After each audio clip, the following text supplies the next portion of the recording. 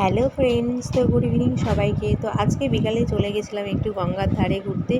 অনেক জল বেড়েছে, তো দেখার জন্যই একটু গেছিলাম। তো দেখো এখানে বাঁধের নিচে যে বাড়িগুলো আছে, ঠিক বাড়িগুলোর পেছনেই জল চলে এসছে। তো অনেকটা কাছেই চলে এসছে জলটা, আর খুব ঘোলা জল ছিল এটা।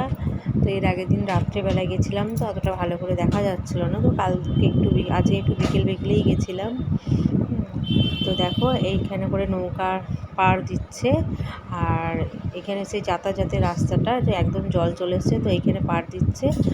আর দেখো এখানে করে জল একদম রাস্তাটায় প্রচুর জল বেড়ে গেছে। আর এই দেখো একদম অনেকটাই কাছাকাছি চলে এসেছে। তো আরও জল বেড়েছিল, একটু কমেছে বলছে। আর এই বোটার মধ্যে একটু উঠলাম, উঠে চারিদিকটা একটু দেখলাম। তো বন্যার জন্য অনেক জায়গায় অনেকেরই ক্ষতি হয়।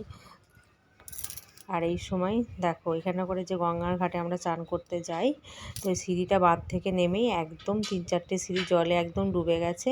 এটা কিন্তু একটা মাঠ বল খেলার মাঠ। তো মাঠটায় এক কোমর জল হয়ে গেছে, আর ওই ভদ্রলোক জাল দিচ্ছে, মনে করে জাল পাচ্ছে।